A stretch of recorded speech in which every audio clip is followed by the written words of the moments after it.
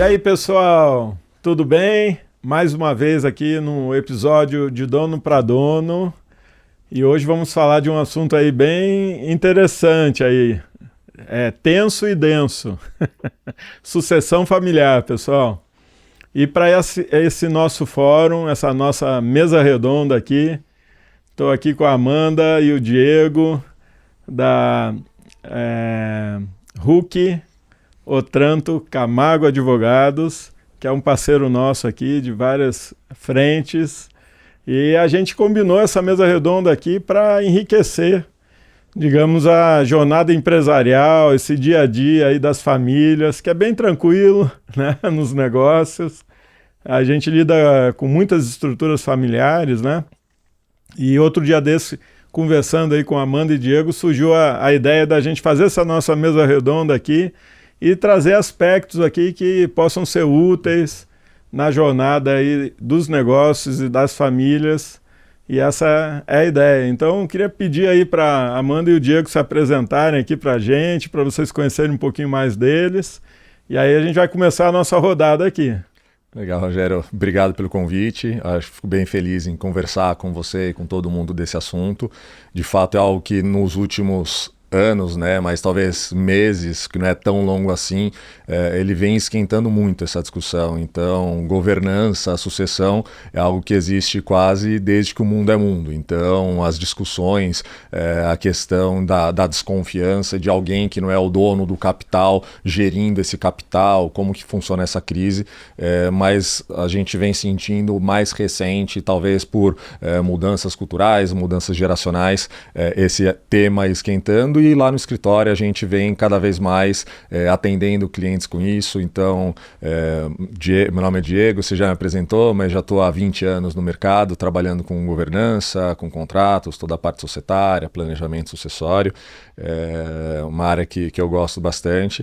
E daí, junto com a Amanda também, que vai se apresentar, a gente fundou já há alguns anos uma associação que chama Governança Agro, exatamente para tratar desse assunto mais para o agronegócio. Tá, lógico, a gente não é restrito ao agronegócio, mas a gente criou porque a gente sentiu que o mercado ele vem cada vez mais demandando informações, material, conhecimento sobre esse assunto, só que o mercado não estava entregando tanto, então a gente está se arvorando nessa área. Espero que a gente consiga contribuir um pouco nas discussões que a gente sempre teve fora do microfone, mas acho que a gente vai conseguir agora no microfone organizar um pouquinho melhor as ideias e mostrar para todo mundo a vantagem que a gente tem de planejar muito bem uma sucessão. Top, Diego, top. Show. E aí, Amanda, conta um pouquinho aí da sua jornada também. Bom, eu sou a Amanda, né? Primeiro eu queria agradecer o convite também, é um prazer estar aqui com você, com a Aldas, essa parceria que a gente já tem há algum tempo. Eu sou também sócia, né, do Huck Otranto Camargo, já há mais de 10 anos. Trabalho com agronegócio há 15 anos, né, há bastante tempo, no viés jurídico, porque no viés pessoal eu trabalho, acho que desde que eu me entendo por gente, porque eu venho de uma família que atua no agronegócio.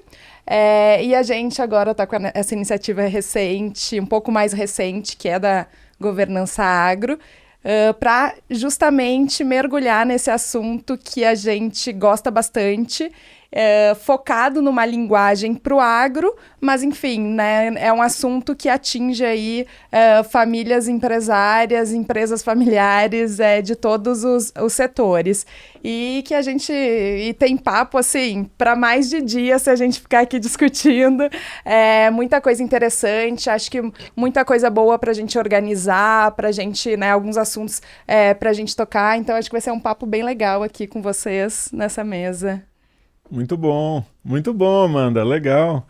Bom, já vamos começar com a nossa primeira pauta aqui, que é um termo que o pessoal de vez em quando usa, herança maldita, né? Quer dizer, por que porventura pode ocorrer essa consequência, digamos assim, né? Entrar numa jornada que não necessariamente era a esperada, ou seja o que for. E até já falando rápido aqui, conheço uma empresa que tem 60 pessoas que recebem dividendos. Nossa. É uma estrutura familiar.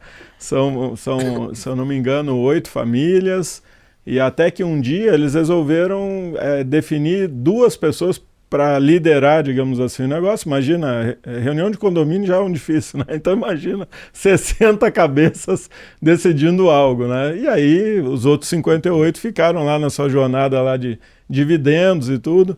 Mas pela experiência de vocês, quando vocês veem assim, essas estruturas societárias, acordo de sócios, ou quais segredos, ou pelo que vocês vivenciam lá no escritório ali, melhores práticas, o que pode ser útil, digamos assim, nessa jornada para conseguir organizar essa questão, né? Quer dizer, o que vocês têm visto, digamos assim, nesse dia a dia, vai?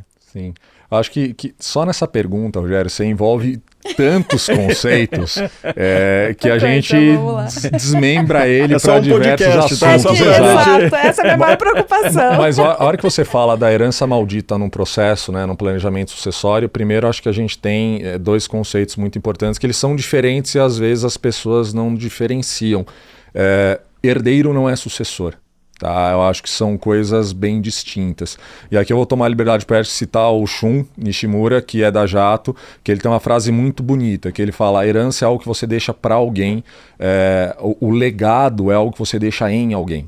Tá? Então, herdeiro, ele é dado. Então, herdeiro é uma questão jurídica. Então, a sua família criou um patrimônio, quando tem um falecimento, você recebe esse patrimônio. Então, isso é dado. Tá? A sucessão em si, não necessariamente ela vai estar relacionada com quem tem o patrimônio. Geralmente acaba acontecendo essa centralização. Criar uma sucessão sustentável, não necessariamente você precisa olhar para todos os herdeiros, para todos os donos, porque nem todos vão contribuir. Então, você é herdeiro, você é dono das cotas, do patrimônio, e aqui a gente olha muito para a empresa, mas pode ser não um patrimônio empresarial, pode ser ativo, uma terra, algo parecido, que tem o mesmo tipo de conflito. Você precisa entender quem vai suceder, quem vai pegar da onde você deixou. Então o patriarca cria isso até algum momento, sucessão é dali para frente alguém assume, herança é simplesmente dar o patrimônio, mas não passar esse bastão. E para não ter essa herança maldita, você precisa entender essa distinção para não achar que 60 pessoas são sucessoras. Você não tem 60 gestores numa empresa.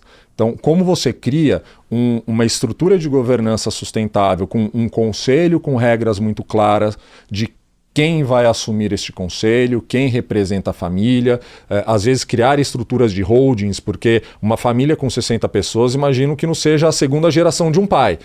São primos, então você vai arvorando essa família, então você pode estruturar holdings de cada tronco familiar, um representante de cada tronco familiar, de cada núcleo de primos, de netos, como um representante do conselho. Você cria um conselho familiar, você cria o conselho de administração dentro da empresa, e estruturando essa regra de governança fica mais fácil as pessoas entenderem quem vai contribuir dentro da empresa e quem vai contribuir fora da empresa, porque às vezes o herdeiro precisa entender que ele contribui muito não atrapalhando.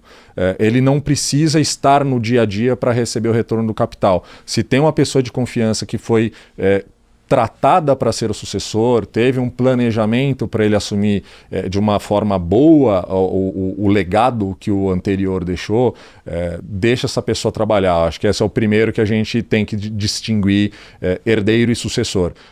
Sucessor é para poucos. Herdeiro, ele é dado e você vai receber. Não tente ser sucessor se você não tem capacidade para isso. Tenha um planejamento para que o sucessor defenda os seus interesses lá e essas 60 pessoas recebam dividendos sabendo que estão recebendo o máximo de valor da empresa dentro do propósito dessa empresa. Bacana. Eu acho que faz muito sentido, né? Isso é algo que a gente sempre fala mesmo, de diferenciar o que é sucessor, quem é herdeiro, e acho que quando a gente ouve esse termo, né, herança maldita, me remete muito a algo que alguém recebe sem conhecer o que é, né? Então, tem uma distância. E quando a gente fala de sucessão, a gente está falando de um processo. Então, quando os sucessores ou herdeiros, né, ambos, são envolvidos nesse processo, e quanto antes ele acontece, né, idealmente, pela sempre a primeira geração tomando frente disso, se constrói um processo muito mais tranquilo, né? Muito mais harmonioso entre todos e devagar, né? A sucessão ela não acontece de uma hora para outra quando a gente está falando de empresa familiar. É um processo que tem que ser construída toda uma jornada, né? Com vários elementos envolvidos nisso. Então, quando a gente constrói esse caminho, acho que dificilmente as pessoas vão receber algo como sendo maldito, né? Então, acho que aí todo mundo já fica alinhado dentro desse processo, sabendo do seu papel, entendendo como pode colaborar com a empresa, como que a empresa, né, também atua na vida de cada um, então seja dando dividendos, seja como o trabalho de um sucessor, né, então de diversas formas. É muito importante a gente sempre pensar em processo, né, não é algo que acontece de uma hora para outra, porque acaba que a primeira geração, né, a pessoa que construiu aquele patrimônio, aquele negócio, né, muito mais até do que o patrimônio, não está mais aqui. Muito bom, excelente. Agora só tem um detalhe, né? Vocês falaram que a primeira frase já explodiu, né? Digamos assim, em possibilidades. Agora eu estou falando mesmo, porque na realidade tem 3 ângulos aqui que vocês trouxeram que são fantásticos, né? Planejamento. Aliás, antes do planejamento, expectativa de resultado, planejamento e a parte da estrutura organizacional que vai fazer com que esse desenvolvimento aconteça, né? Aliás, ontem eu estava falando com uma família que tem 30 anos, está na segunda geração, e os irmãos estão à frente do negócio, e o pai e o tio já saiu, digamos assim, nos últimos 3 anos, uma transição. Mas o ponto qual é? O ponto que passam a ser agora 6 pessoas dividindo o bolo. E aí, esse é o ponto que às vezes não existe um preparo. Porque cada um está num momento de vida. Então, poxa, o cara que está mais jovem formando patrimônio não precisa falar mais nada. E o outro que está mais avançado, que também entende que desenvolveu e tem direito a... Quer dizer, então existe ali uma tensão, ou melhor dizendo, expectativas que todos querem e quando somadas não dão o bolo.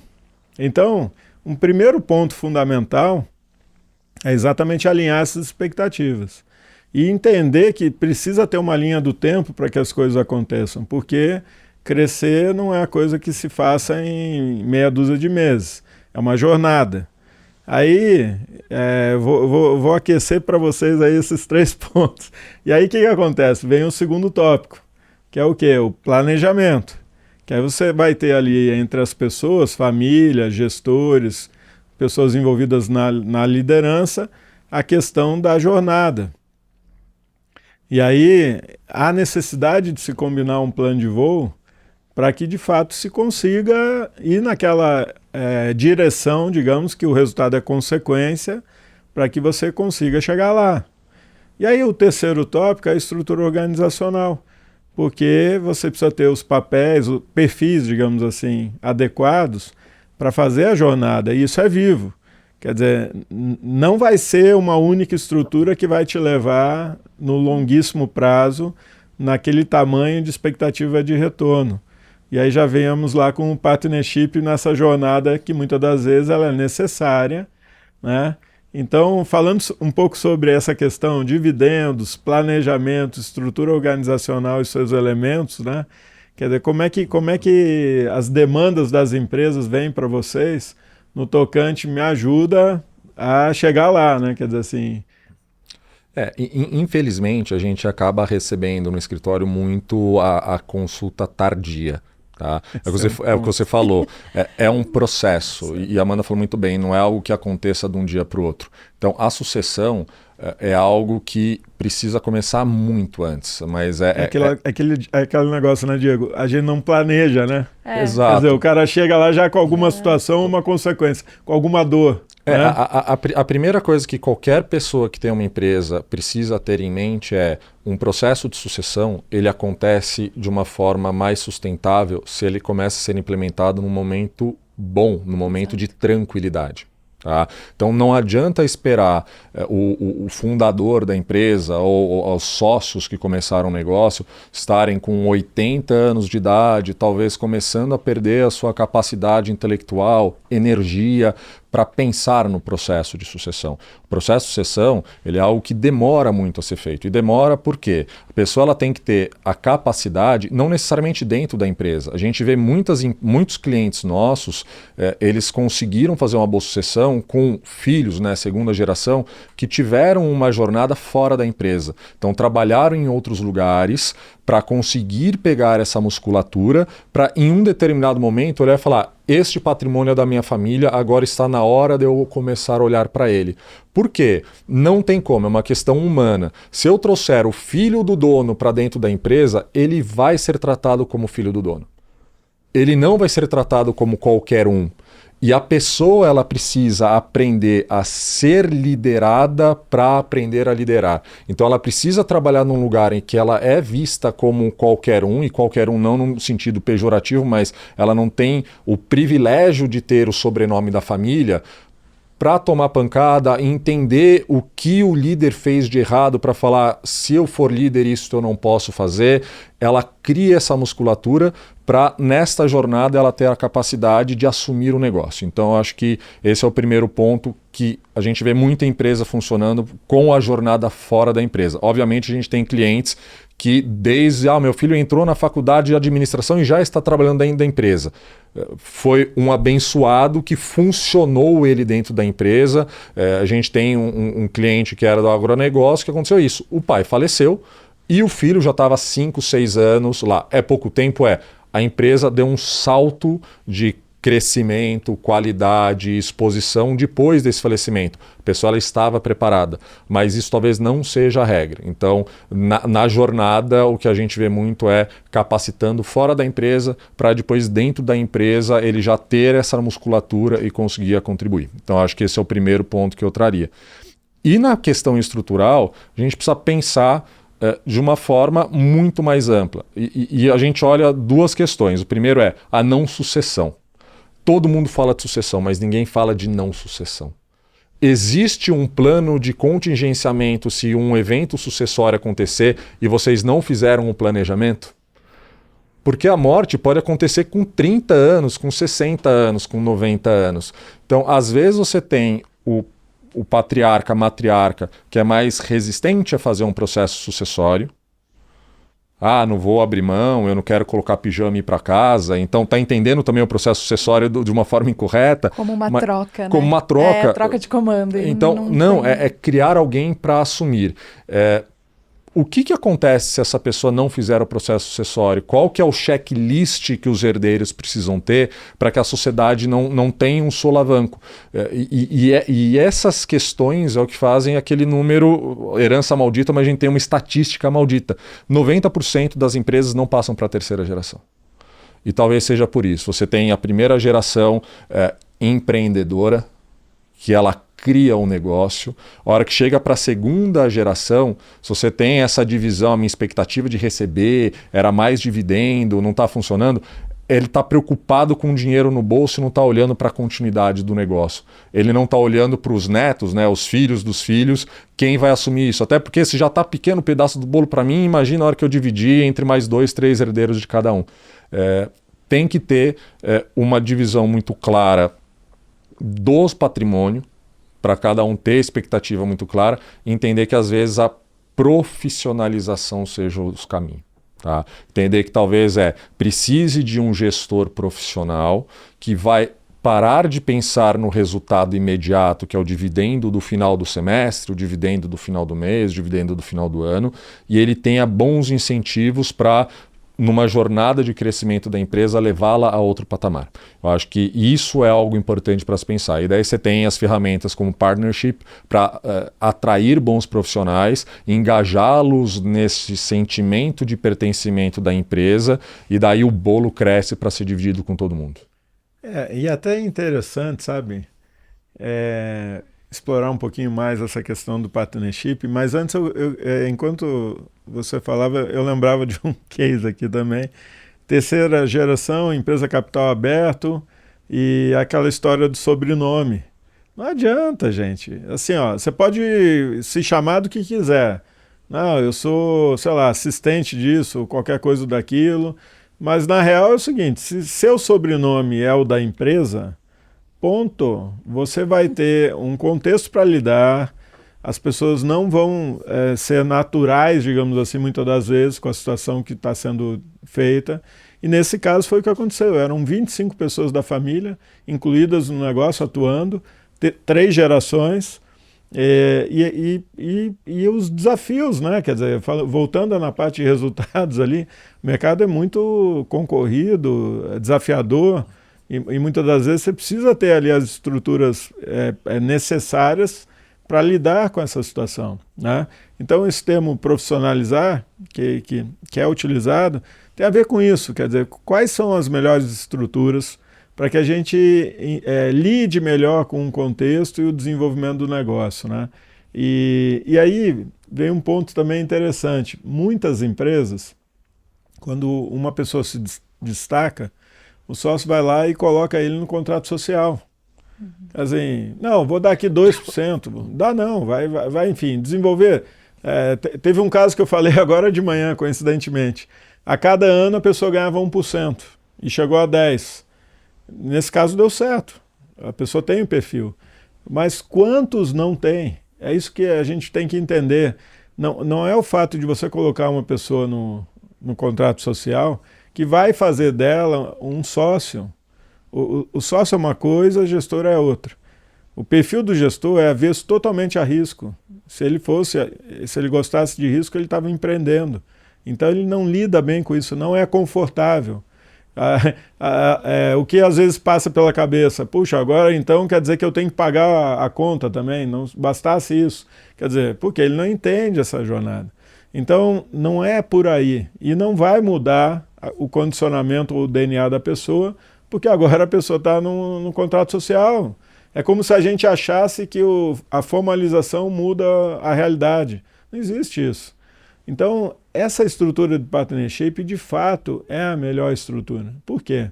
Porque, né, existem formas, né, que eu acho bacana até comentar um pouco sobre isso, quer dizer, que não existe nenhuma responsabilidade, ou seja, existe uma proteção de ambas as partes, né? Quer dizer, proteção pela empresa, pelo sentido de que existem garantias ali de não concorrência ou qualquer coisa que o valha, porque a pessoa está cada vez mais estratégica, vamos chamar assim, e do outro lado a pessoa também está tendo a segurança de que se os resultados ocorrerem, haverá também a participação no resultado, e isso não é bem compreendido, né? Quer dizer, então, só para exercitar aqui e passar para vocês aqui. Então vamos lá, a empresa está fazendo 10, hipoteticamente, de resultado, e depois de 5 anos está fazendo 20, teve o delta de 10. É sobre esse delta que haverá um ganho, enfim, de acordo com o percentual que foi ali dedicado, mas embora se use, vamos chamar assim, a estrutura do contrato social para subsidiar, digamos assim, essa estrutura de participação em resultado, quer dizer, uma coisa é uma coisa e outra coisa é outra coisa. Quer dizer, quando você tem... Até é bacana escutar um pouco qual que é as diferenças assim, técnicas, né? Quando eu coloco um cara direto no contrato social e quando eu estruturo um partnership que passa também ali pelo registro no contrato social, mas existem diferenças nessas estruturas, né? Quais seriam elas, assim, para que o sócio entenda para ele que realmente o partnership é a melhor prática e é por isso que tem crescido muito a utilização desse tipo de ferramenta, né? Eu acho que uma coisa que a gente, e como advogado, a gente sempre fala que não existe uma resposta certa, né? Assim, quanto mais customizada a estrutura, ela tende a funcionar melhor, porque as necessidades de cada empresa, de cada situação, elas são diferentes, né? Então, de fato, pode ser que tenha casos que funcione trazer para o contrato social, né? Às vezes tem um pouquinho de elemento sorte, né? Mas às vezes, de fato, atrai de uma forma que a pessoa se sinta motivada e faz sentido, ela compartilha a cultura da empresa, valores e tudo mais, e faz sentido trazer para a sociedade. E de fato, em outros casos não, né? E tem muitas ferramentas, né? A gente pode estruturar de formas que ela participe de um resultado, então o resultado é interessante para ela, a empresa ganhando, ela ganha também, tal qual um sócio, mas ela não precisa ser, de fato, um sócio do contrato social. Então, é possível, né, fazer das duas formas, com os prós e contras, né, de cada uma delas, mas acho que principalmente olhando sempre para o caso individual, para a necessidade, né, de cada caso. A gente vê muito hoje em dia isso com startup, né? A startup, a moeda de troca, muitas vezes é a participação. Então, saem dando participação para todo mundo. É advogada, contadora, quando vai ver, na hora que ela está estruturada, ela está valorizada e vai ser feita uma venda ou vai entrar um investidor na startup, é que se olha para isso, né? Então, nossa, o advogado que me ajudou lá no começo, eu tô pagando 10 milhões para ele, né? Então, assim, às vezes as pessoas enxergam como moeda de troca porque é o que elas têm ali no momento, mas pode ser um instrumento não tão adequado, né? Então, é importante refletir de uma forma mais abrangente, né? Não só para a situação ali do momento. É a motivação. Tá, a hora que você fala, temos que o partnership é o melhor modelo. Falo, nossa, eu falo para ele ou não que não é o melhor modelo, porque depende da motivação. É o que a Amanda falou, se a pessoa vê a motivação como dinheiro, eu não tenho caixa e eu vou usar a participação na minha sociedade para pagar serviço, não vai dar certo. Tá? Começa por aí. A principal motivação é gerar o sentimento de pertencimento na empresa. Tá? E para isso, talvez vai ser não remunerado, eu dou a participação, qual é o fluxo, eu vou fazer isso num período de 5 anos, de 10 anos, porque você tem 3 principais motivações para usar um partnership. Ele como dinheiro, ele como uma questão de retenção e ele como uma questão de pertencimento. Tá? A retenção, ela pode ser boa ou não. Porque a hora que você fala, eu vou criar uma estrutura jurídica no qual tem um vesting de 5 anos, porque daí eu seguro este executivo durante 5 anos na minha empresa, porque se ele sair antes, ele perde este período, faz sentido você ter na sua empresa alguém que não está engajado com os propósitos, não está se dedicando e só está lá esperando o tempo passar para não perder dinheiro? Então, a motivação ela é muito importante. A motivação estando certa, a sua frase ela é perfeita. O partnership ele é maravilhoso. Você cria um crescimento da empresa muito grande, porque o sentimento de dono ele gera valor. Você precisa olhar muito para a empresa como ela sendo sua, porque daí você olha para além do seu escopo. Você está olhando para todos os problemas que essa empresa pode ter e pensando onde consegue se gerar mais valor com ela. E você endereça melhor, vamos chamar assim, um perfil, né? Quer dizer, porque as pessoas são diferentes, motivações diferentes, desejos diferentes, e existem estruturas que subsidiam isso, né? Então, acho que esse é um ponto importante.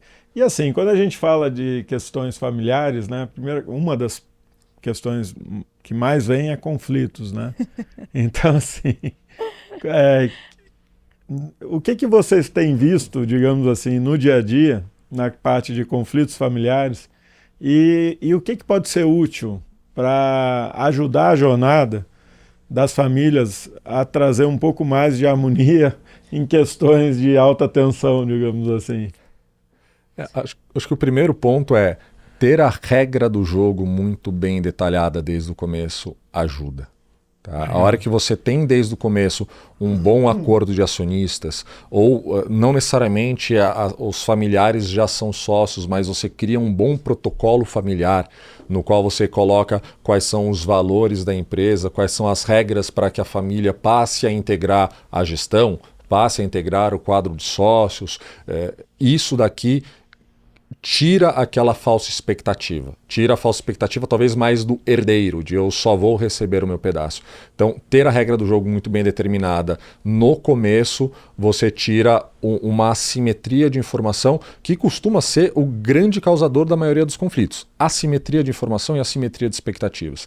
Então, isso daqui é responsabilidade de quem faz o processo de sucessão. Ele é o processo, como a gente conversou, mas o responsável é quem está criando este processo de chamar os familiares, ter um bom protocolo desenhado, mostrar neste protocolo quais são as regras, quais são as capacitações que ele espera que o familiar tenha para passar a integrar a família, entender que às vezes o patrimônio ele extrapola só a empresa. Este herdeiro vai ser sucessor no negócio, este vai receber um imobiliário, não necessariamente todo mundo vem para dentro. A hora que você tem isso sedimentado com todos e todos entenderam que isso é o melhor para a geração de valor, você reduz um pouco a chance das brigas. Porque enquanto você tem um patriarca ou matriarca com mão firme, não é que o conflito não existe, talvez o conflito ele só não está deflagrado, é uma guerra fria. É ter o evento de falecimento que no dia seguinte começam a brigar com o outro. Tem as regras muito bem claras, seja um testamento, seja um protocolo familiar, as pessoas já estando dentro da empresa, um bom acordo de acionistas e ter a conversa, ter um conselho familiar no qual se discutem os assuntos da família, para que todos se sintam parte e cada um entenda o seu papel dentro da estrutura. O conhecimento do seu papel dentro da estrutura impede que um extrapole a competência do outro, a expectativa do outro. Acho que esse é a principal recomendação que a gente dá para clientes que chegam para nós, para evitar que daqui a 20 anos vire uma guerra. Porque quem mais sofre na briga entre sócios é a empresa. Porque daí para de se dar atenção para a empresa, dá atenção para a briga, a empresa perde valor e daí a gente tem aquela máxima. Uma empresa ou troca de dono, ou é herdada, ou quebra. Se ela for herdada e não tem a terceira geração para chegar porque está tendo a briga e as pessoas não criaram um sucessor, ou você vai vender barato, ou a empresa vai quebrar. Então cria a expectativa certa para cada um e o papel certo para cada um. E eu vou até um pouquinho antes da parte que o Diego falou, acho que a comunicação, até quando não existe ainda nada disso, né? A comunicação na família e o próprio processo de você criar, por exemplo, um protocolo familiar, que é um instrumento que a gente gosta muito, não só pelo resultado final dele, de ter lá os valores, as regras, os papéis, mas por todo o processo de discussão, né? Contar com uma consultoria para fazer isso, então colocar todo mundo na mesa, as brigas, os conflitos, eles vão existir. Essa é a certeza que a gente tem quando a gente fala de família. Vai ter briga, né? Mas como ela vai ser solucionada, como que vai ser endereçado, né? A intensidade da briga, tudo isso a gente precisa colocar todo mundo se comunicando. Então, acho que é um elemento mais essencial nas famílias e, às vezes, o processo de sucessão, ele permite isso, né? Que se inicie essa conversa, porque a gente tem lá a figura, né, do patriarca que manda, né? Tem a segunda geração que às vezes está no negócio, não está, enfim, mas também não tem a mesma voz que o patriarca, e aí tem ainda a terceira geração, né? Hoje as pessoas vivem muito mais tempo, então é comum que a gente tenha 3 gerações no negócio, né? Antigamente isso não acontecia. Além disso, aumentou muito o número de divórcio, então a gente tem núcleos familiares que são mais complexos do que eram antigamente. Então toda essa cadeia que se cria, né, em volta da empresa, é preciso que se dê uma harmonização, né, um direcionamento. Então, acho que tudo começa com a comunicação e a etapa seguinte é a criação de regras, de definição, né, de papéis, enfim, como a família deseja estruturar isso. E se a gente conseguir, né, de novo, como eu falei antes, ter a primeira geração sentada nessa mesa discutindo, é excelente, porque a primeira geração ela consegue direcionar e apaziguar alguns conflitos.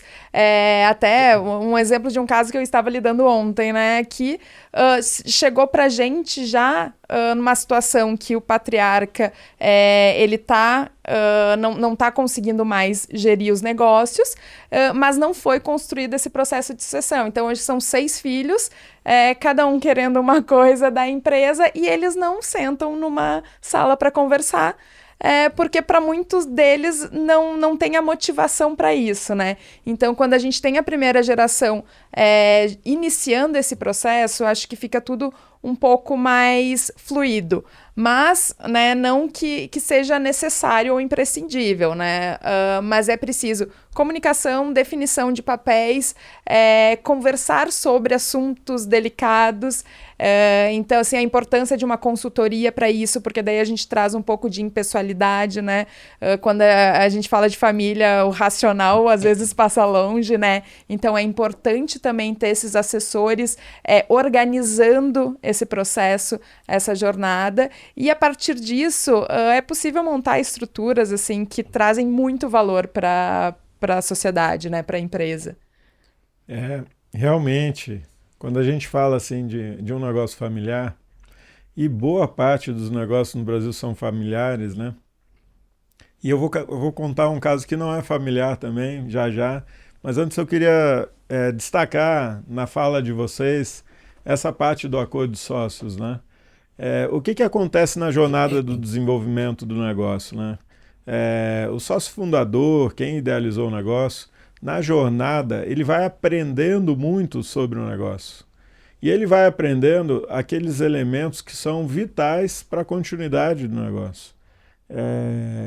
E, portanto, isso precisa ser endereçado. No acordo de sócios, várias regras que estão lá são regras do negócio, para proteger o negócio. Quer dizer, esse é um ponto importante. A família vem depois. Porque se o negócio deixar de existir, vai ter um problema homérico familiar. Rapidamente aqui um caso. É um grupo, é uma família, os filhos estão à frente, mas o pai também está em uma outra empresa do grupo. No entanto, tem uma empresa que é deficitária, com problemas de resultados, os dois irmãos lá tentando resolver, mas tendo uma certa diferença, digamos assim, de atuação. E aí é aquela questão, no final do dia é irmão e no final do dia é família. Então, cara, tem que preservar o negócio. Então esses instrumentos, acordos de sócios, são muito úteis e tem que ser feito. Quer dizer, não adianta deixar assim assuntos delicados, mas na realidade, o que acontece? Se você partir com foco no negócio e não na família, aquilo já direciona e é uma referência. Vamos fazer de tudo para proteger o negócio e, consequentemente, proteger a família. Agora, quando começa a se inverter isso e há questões de pessoais, prioridades, aí a coisa se perde, né? Tem um caso rápido aqui também, que era uma empresa de mais de 40 anos, o pai ainda está atuando e o filho está liderando, né? Outro caso. E o que ocorria? O pai estava destinando, digamos assim, valores ali dos resultados para outro negócio que não tem nada a ver com o core desse negócio de 40 anos. E, obviamente, o filho estava ali revoltado com essa situação. Por quê? Porque ele está lá imbuído de fazer a coisa acontecer.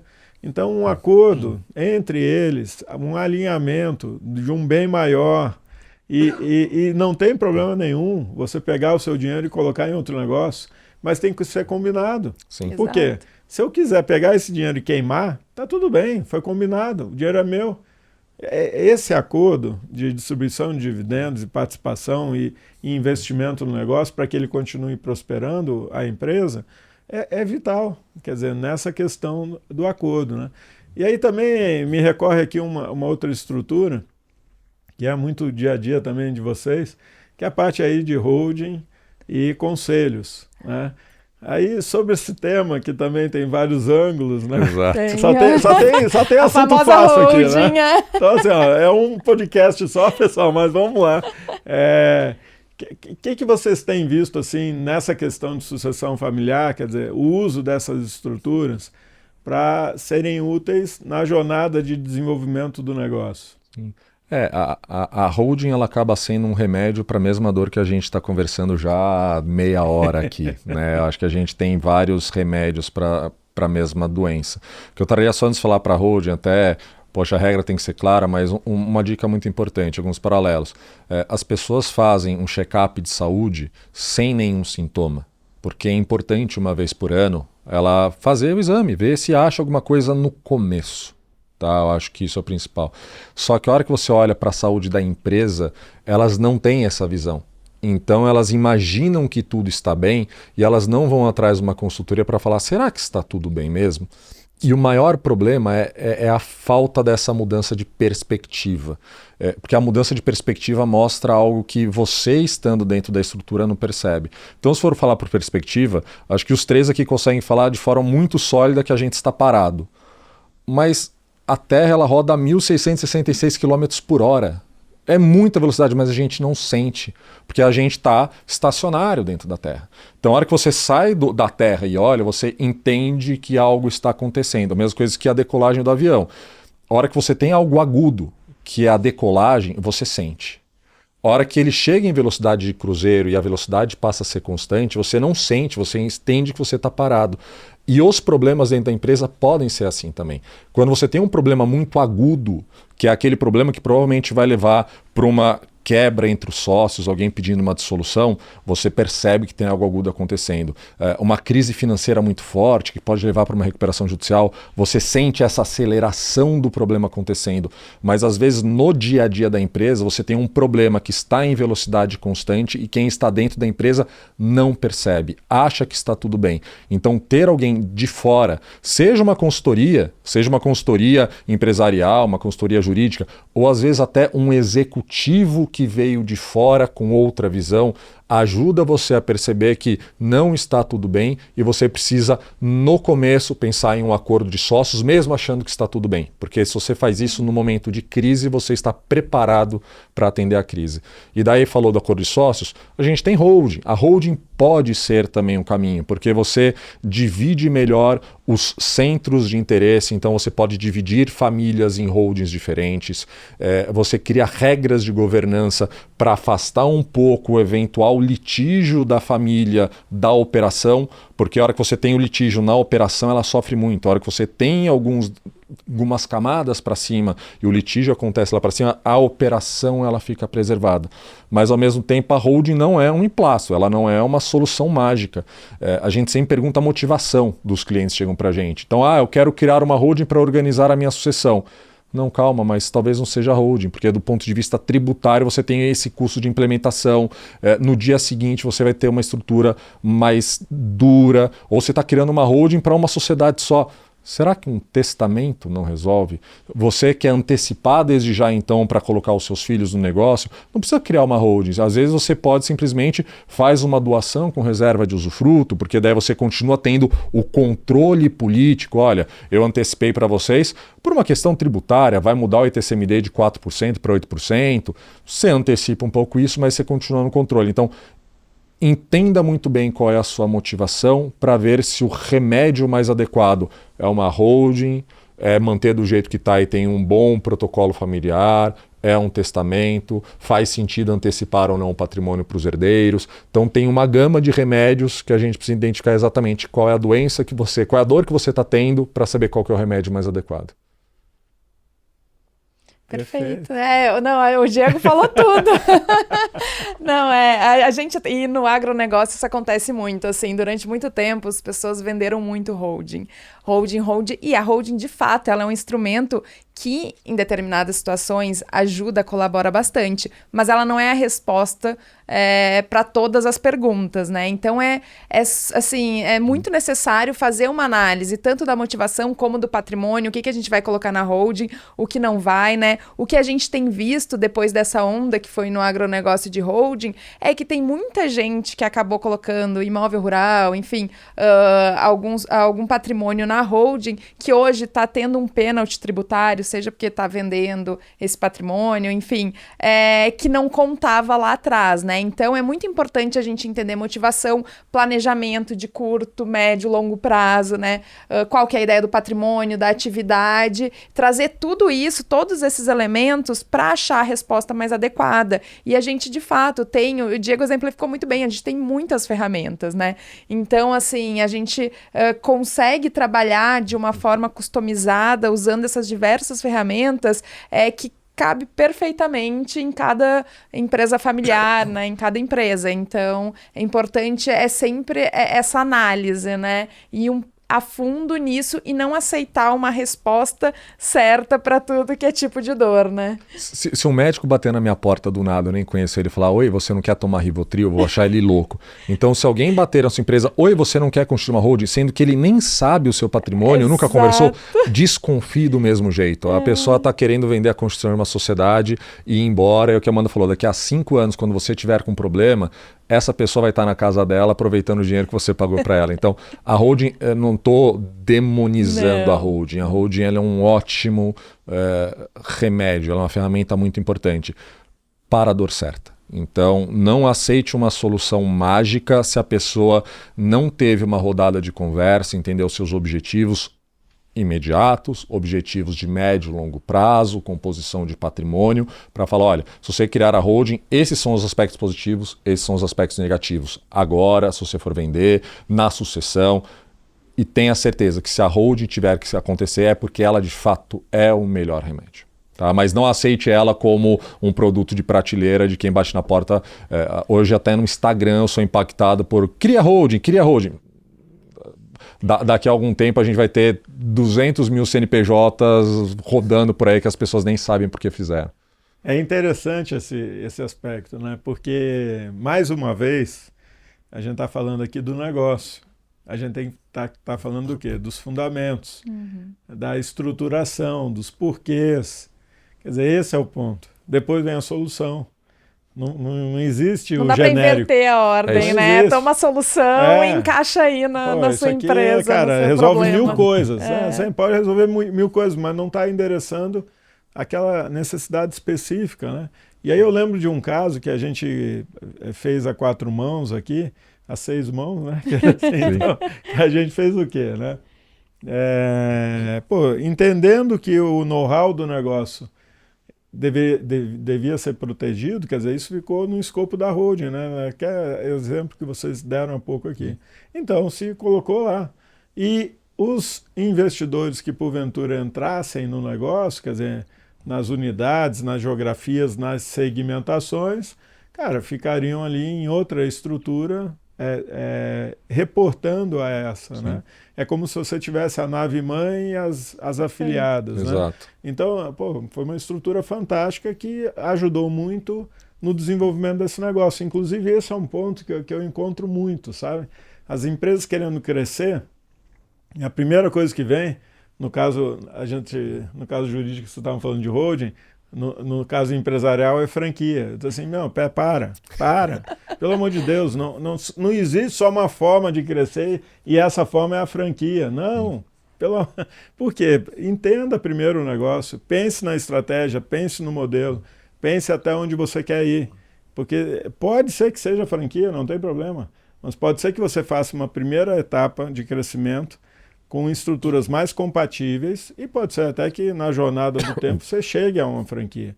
Mas não faz muito sentido você ter numa estrutura inicial de tamanho, de crescimento, numa etapa inicial de crescimento, algo tão pesado que é uma estrutura de franqueadora. De fato, a gente tem uma das melhores estruturas de franquia do mundo. O Brasil é referência nisso. Mas não é a história do remédio que é bom para tudo. Não, cara, não existe isso. Então, esse é um ponto. E uma coisa assim que eu sei que a gente está já chegando aqui no final do nosso podcast. Falei que ia ser pouco tempo. Mas é inevitável a gente falar um pouquinho de conselho e é isso também interessante, né? Aliás, de novo, vocês estão reparando que a gente está dando exemplos bem recentes aqui do dia a dia das agendas, né? Isso é hoje de manhã. Mas o fato é que existe uma incidência muito grande sobre esse tipo de assunto, né? E é o caso aqui. Então a empresa está lá na sua jornada de crescimento, a empresa de 30 anos, uma empresa de tecnologia, e está de fato pensando num conselho nesse momento agora. Mas isso nada mais é do que uma dinâmica dentro da sua estrutura organizacional. Então tem que entender onde é que o conselho entra, por que entra, como é composto. Quer dizer, os perfis que vão ajudar nesse ciclo que o negócio está. E mais uma vez, o conselho não vai fazer toque de mágica. Quer dizer, aliás, esse é um ponto importante. Todo o negócio empresarial, o sócio é referência. Então, é para o bem e para o mal. Então, não são as estruturas adjacentes que farão com que o negócio tracione. Então, na realidade, quer dizer, entendendo esse espírito, quer dizer, essas estruturas são úteis para que a gente siga na rota desejada e consiga enxergar ângulos que, porventura, não estão sendo considerados. Então uma estrutura de conselho ela é muito útil, tem que ser, sem dúvida, adequada ao momento do negócio e o horizonte que se quer se desenvolver. E aí eu volto para vocês aqui, porque também é outro assunto que vocês devem estar sempre convivendo sobre isso, né? Conflitos, falamos há pouco. Então, como é que entra o conselho, digamos assim, as melhores práticas, digamos, ou pontos de atenção nessa jornada dessa definição? O conselho, ele tem que ser útil, não é que ele é útil, ele tem que ser útil. Tem 2 semanas um cliente nos procurou que queria criar um conselho. A gente começou a conversar com ele, tinham 3 pessoas da família que eram os únicos 3 sócios. E ele ia criar um conselho, quem vão ser os conselheiros? Os 3. Falei, mas para quê? É para falar que tem um conselho. Então o conselho ele não é obrigatório, tem só algumas poucas situações que a legislação brasileira coloca como obrigatório. Você precisa enxergar o conselho como, de fato, uma outra instância que não deve ter uma sobreposição total aos acionistas, que você traga pessoas de fora para que elas contribuam com a definição estratégica da sociedade. A principal função do conselho é essa, é a definição da estratégia da sociedade. E a hora que fala pessoas de fora, eu não estou falando do conceito de conselheiro independente, mas se você só traz as pessoas de dentro, você só criou a roupa de algo que já estava acontecendo. O conselho, a hora que a gente fala de diversidade no conselho, ele vai muito além da questão da diversidade de gênero, que também é importante, mas você tem que ter diversidade de capacidades técnicas, de formações. É importante num conselho, para que ele seja funcional, que você tenha uma pessoa que tenha boa capacidade de uma análise financeira, dependendo do tipo de negócio, e a gente volta a falar, o importante é o negócio, uma pessoa que tenha capacidade de entender venda, marketing. A hora que você junta tudo isso, você tem diversidades de opiniões para criar. O conselho ele é um lugar que naturalmente foi feito para ter divergência.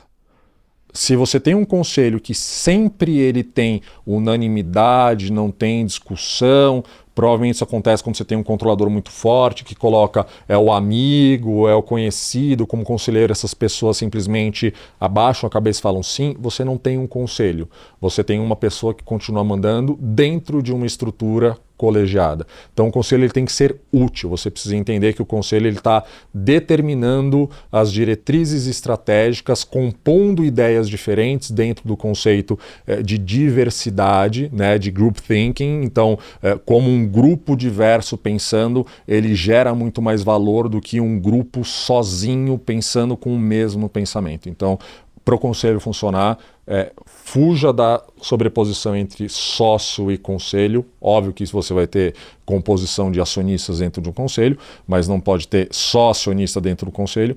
E pensem na diversidade de pensamento, de capacidade técnica, de contribuição, de postura, uma pessoa mais agressiva, uma mais conciliadora. Acho que isso faz um conselho ser útil.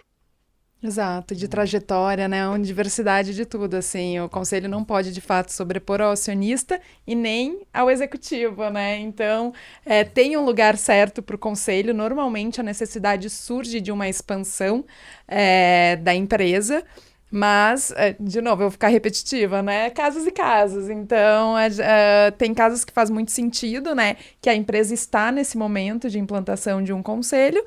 Tem casos que ainda precisa de um amadurecimento para que faça sentido e tenha um papel dentro da empresa.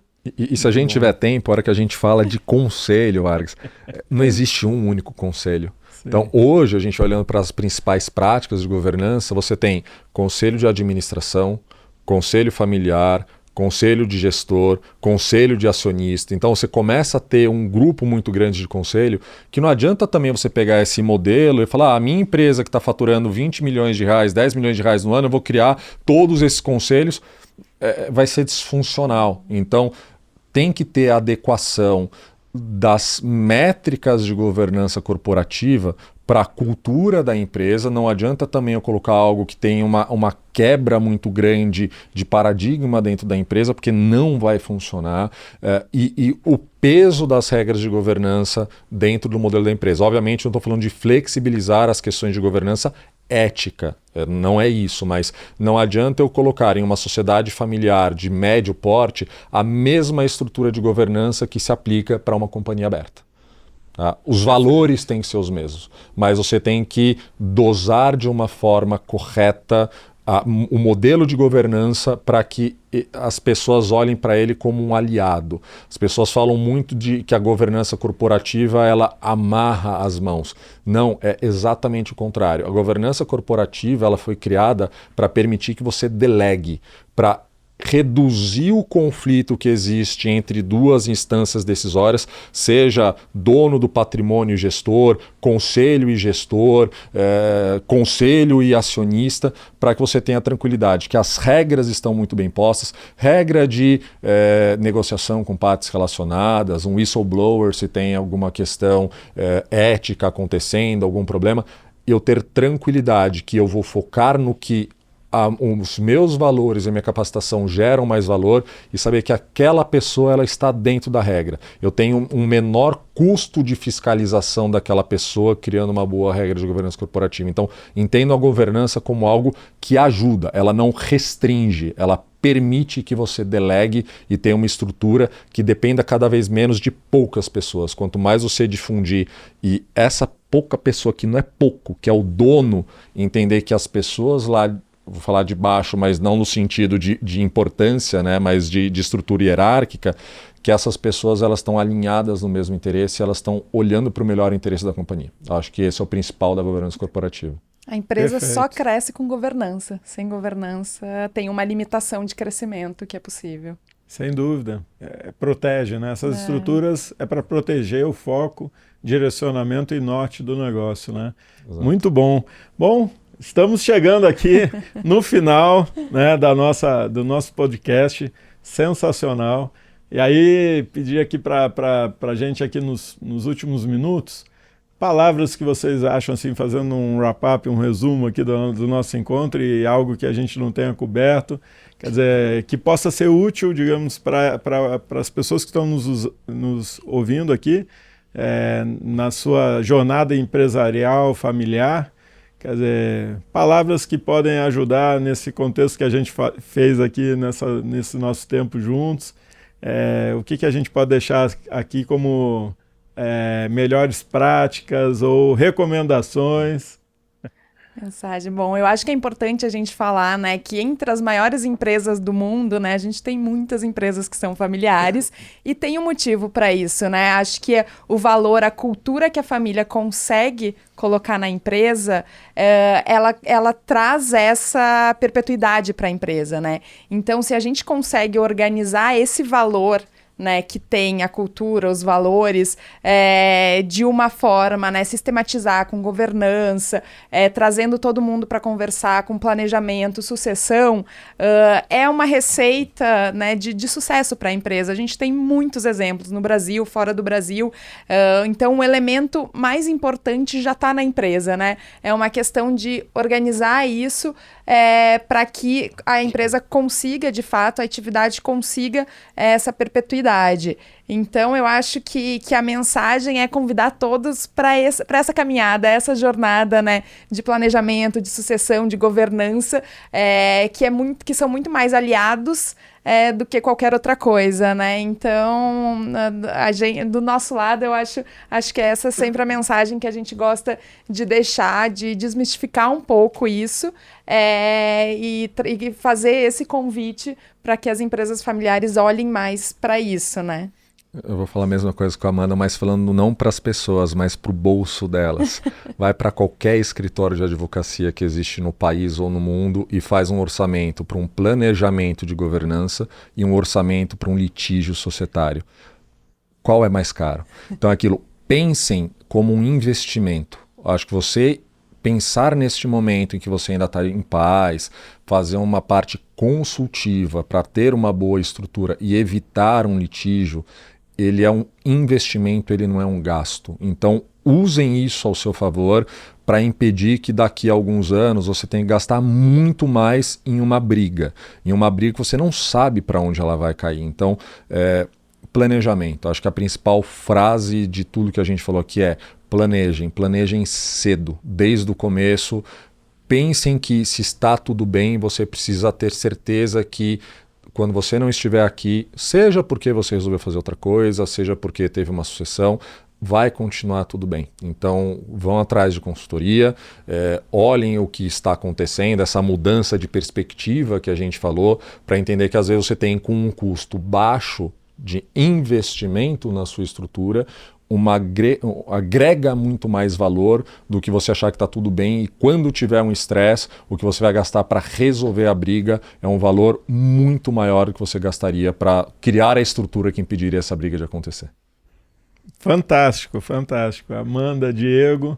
E para acompanhar aí a Huck, Otranto, Camargo Advogados, quer dizer, redes sociais, como é que faz para encontrar vocês? Rede social, a gente está lá no LinkedIn, principalmente, né, no escritório, a gente está sempre tentando lá se manter atualizado, né, trazendo um pouco de coisa. E no Governança Agro também, a gente tem aí o LinkedIn, Governança Agro, e também o Instagram. Então, que é @governança agro. Governanca, né, agro. Sem cedilha. Exato. Então, nos acompanha por lá também, principalmente o pessoal do agro. Quem não for também vai usar bastante coisa que a gente coloca lá. A gente tenta só trazer isso para uma linguagem do agro, que ainda é um setor muito carente desse tipo de discussão, material. Então, a gente tem tentado fomentar um pouco isso, porque a gente acha que todo mundo ganha, né? Quanto mais conhecimento, melhor. Então, fica aqui o convite e o agradecimento a você pelo esse bate-papo. Foi ótimo. Muito bom. Muito obrigado. Legal. Diego, Amanda, foi fantástico mesmo. Nos aguardem aí, porque teremos outros, hein? Teremos outros. Como falamos aqui, é uma série de episódios, digamos, né? Então, pessoal, muito obrigado aí pela audiência, por nos acompanhar aqui no De Dono para Dono.